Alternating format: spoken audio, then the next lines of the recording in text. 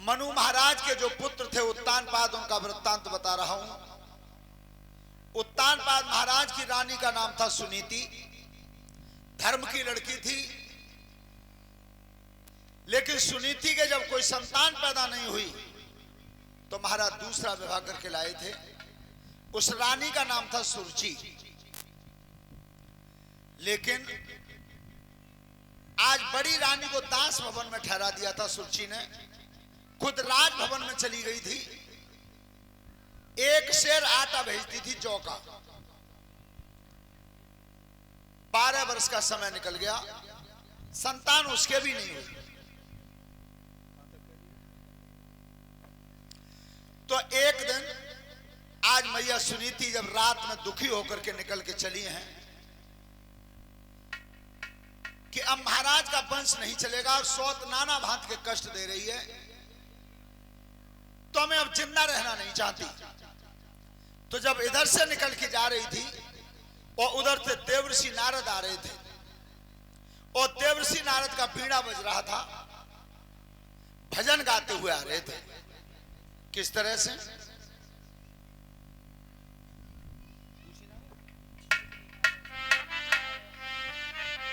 अरे भव सिंधु नदी अपार, जीव तू कैसे पार लगे गो।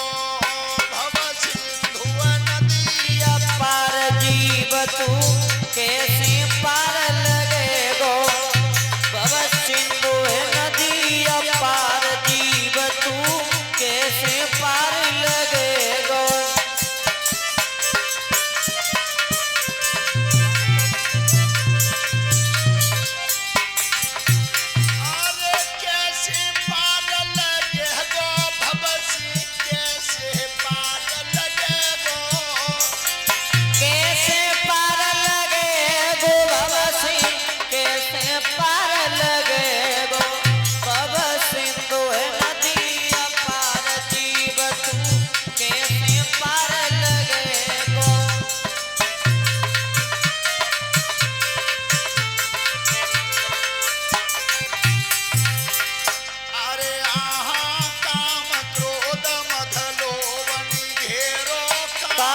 क्रोध मद लोभ निगेरो, काम क्रोध मद लोभ निगेरो। अरे काम क्रोध मद लोभ निगेरो। कोई दाबी रहोए विभिचार, जीव तू कैसे पार लगे गो। कोई दाबी रहो विचार, जीव तू कैसे पार लगे गो। भव सिंधु नदी अपार, जीव तू कैसे पार लगे गो। जब ते जन्म मात के पायो, जब से जन्म मात के पायो, जब से जन्म मात के पायो, जब से जन्म मात के पायो। दिन नाय सुमिरे करतार, जीव तू कैसे पार लगे गो।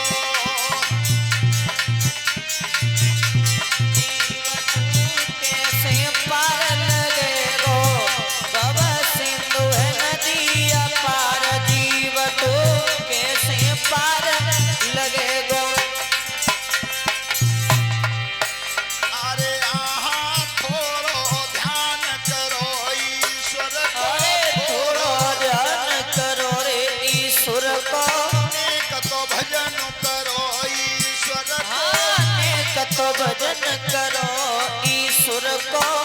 जिया झूठो है संसार, जीव तू कैसे पार लगे गो। अरे नित्य झूठो है संसार, जीव तू कैसे पार लगे गो।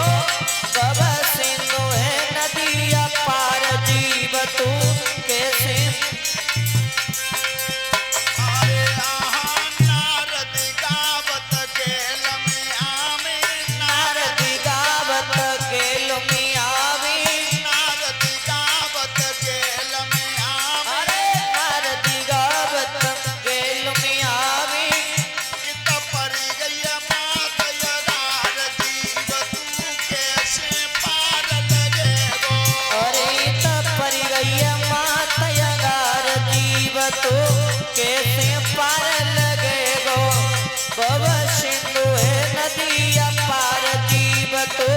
कैसे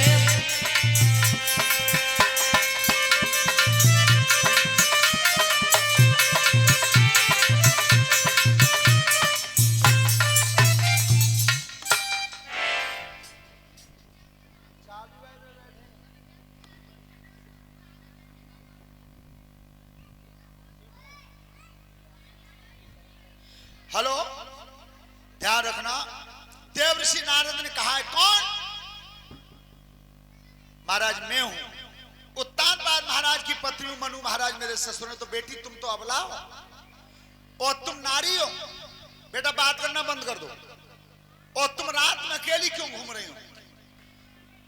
देवर्षि नारद से कहा कि मेरे कोई संतान नहीं हुई, मेरे पति का वंश डूब रहा है और मैंने दूसरी शादी करवाई, संतान भाई बाबू के नाम। देवर्षि नारद ने कहा बेटी ये तुम्हारे बस की बात नहीं है, तुम्हारे बस की नहीं है। चलो बेटा बात मत करो, आज बहुत बात कर रहे हो। और कौन कौन सी बात करके बस में नहीं है बताया देवर्षि ने कि कहा न अबला कर सके और कहा न समुद्र समाई है, कहा न अग्नि में जले और किने कालो ना खाई है। तो पुत्र न अबला जन सके जी मनु ना समुद्र समाई है, धर्म न अग्नि में जले और नाम कालो न खाई है। बेटी मेरी एक बात ध्यान से सुनो, तुम्हारे संतान नहीं हुई इसलिए तुम मरना चाहती हो। तो देवर्षि नारद बता रहे हैं मरना समस्या का हल नहीं है।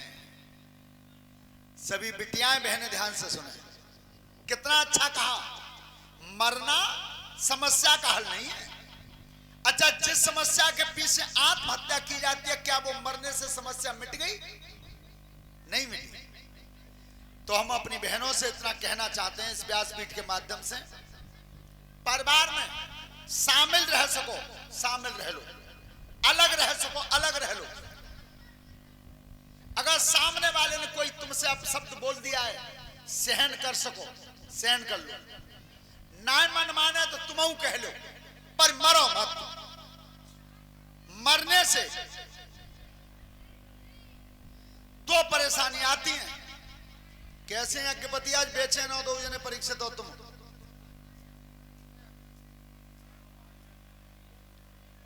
गद्दा छील लो त्याग उन्हें।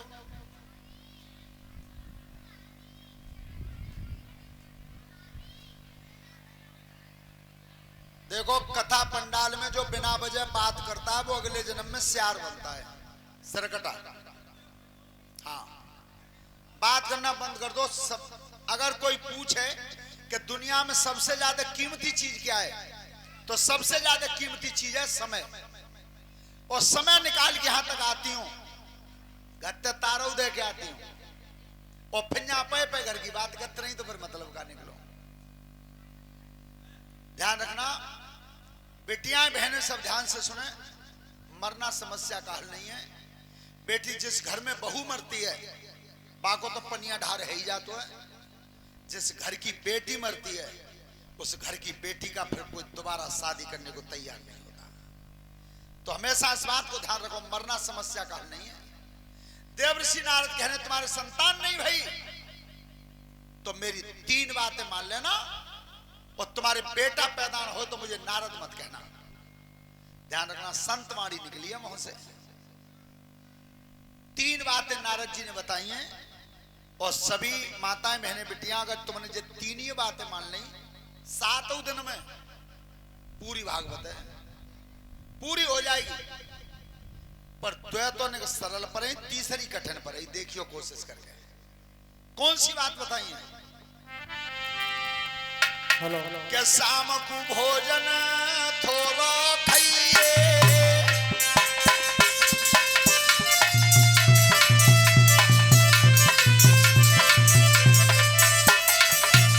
अरे शाम को भोजन थोड़ा खाइए, पर की नींद सोई मत जाइए।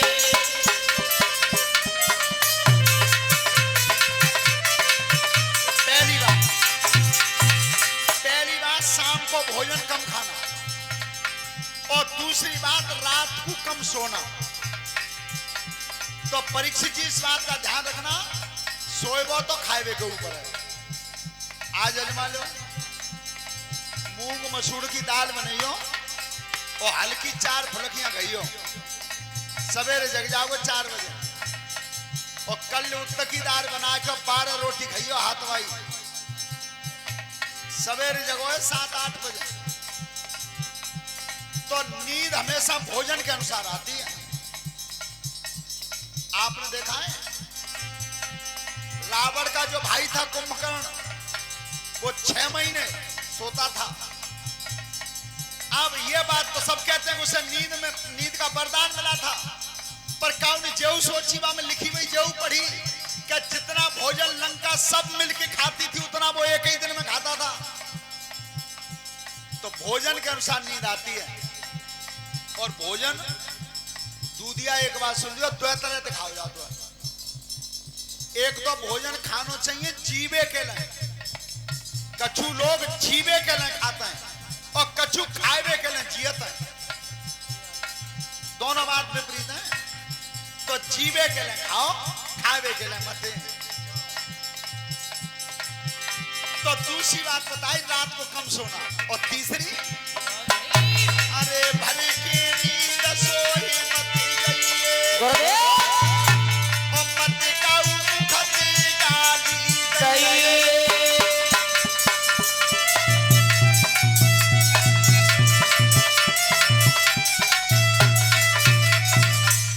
यार रखना, तीसरी बात है किसी को अपने मुंह से गाली मत देना। अब गाली कौन सी होते है गपति जी? गाली जब दे जाते हैं यही थोड़े ही होते हैं। गाली तो एक और होते है। लक्ष्मण परशुराम संवाद में लिखा गोस्वामी जी ने, कैसे शब्द लक्ष्मण ने कहा था परशुराम जी से कि वीर व्रती तुम धीर अछोभा और कारी देतन पाओ शोभा। वो कड़ुए शब्द भी गाली होते हैं, हमेशा ध्यान रखो। और लड़ाई की बहन जी कोई मेड़ ना होते।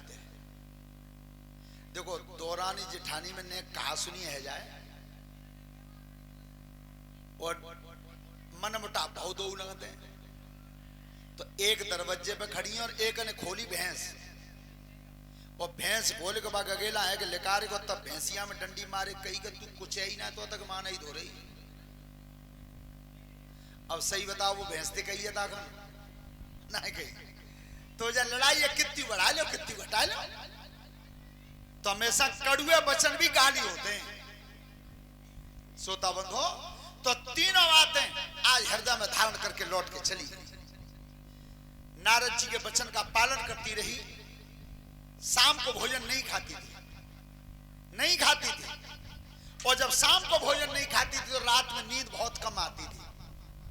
एक दिन महाराज उत्तानपाद आज जंगल को निकल के चले भवन से कि अब बुढ़ापा आ रहा, संतान नहीं होगी। तो जंगल में जब पहुंचे और हिरण की पिछाई करते रहे, संध्या का समय हो गया। जब हिरण का छेद नहीं कर पाए तो लौट के आ रहे थे, तब तक अंधेरा हो चुका था। परीक्षित जी अब समय बढ़िया आ रहा है राजा पे, अंधेरा हो चुका था। तो राजभवन का फाटक बंद हो गया था। राजभवन का फाटक बंद हो गया, तब महाराज को याद आई है कैसी? जंगल के राजा लौटे जब रात हो न आई है, अरे 12 बरस मोई बीत गई मैंने दुल्हन लग पाई है।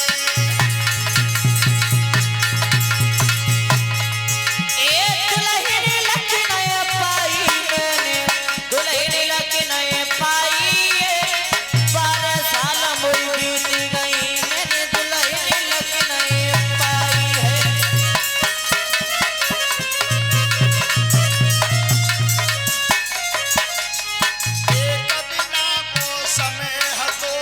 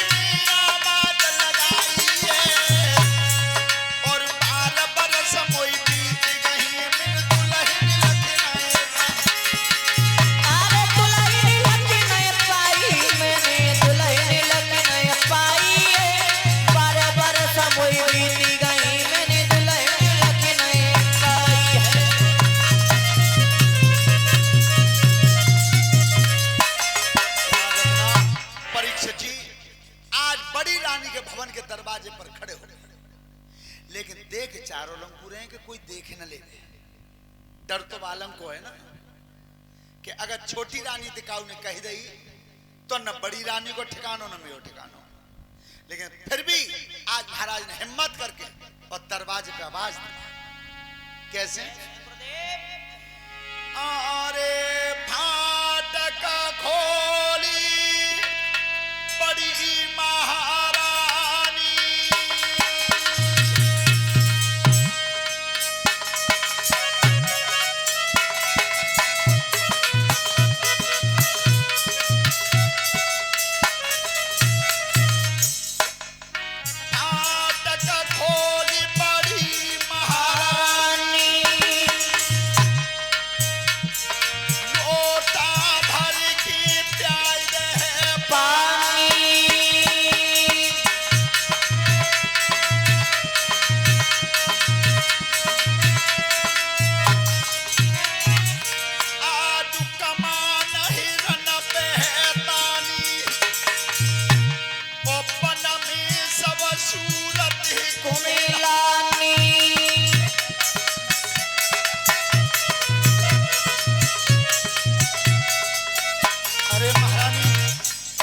जग रही हो तो एक घूंट पानी पिला दो, प्यास लग रही है।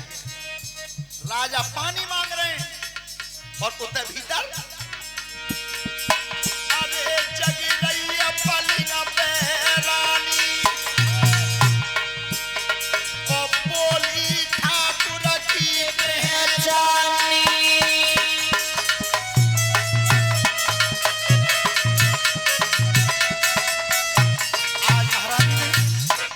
सुनिए तो सोची का मालूम पत्ते राजा आएंगे। ध्यान रखना, नारद के वचन का पालन कर रही थी। रात में नहीं सोती, नींद कम आती थी। कुंडिया खोली माता ने आई और साजन सूरत परियला खाई।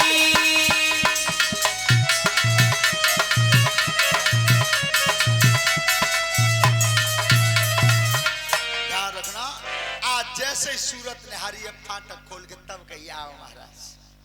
आज याद आई है 12 साल में। महारानी एक लोटा पानी पिला दो, प्यास लग रही है। महाराज तुम आज की कह रहे हो? मैंने एक लोटा जल बचा के रोजाना राखो है, कौन से दिन आ जाए।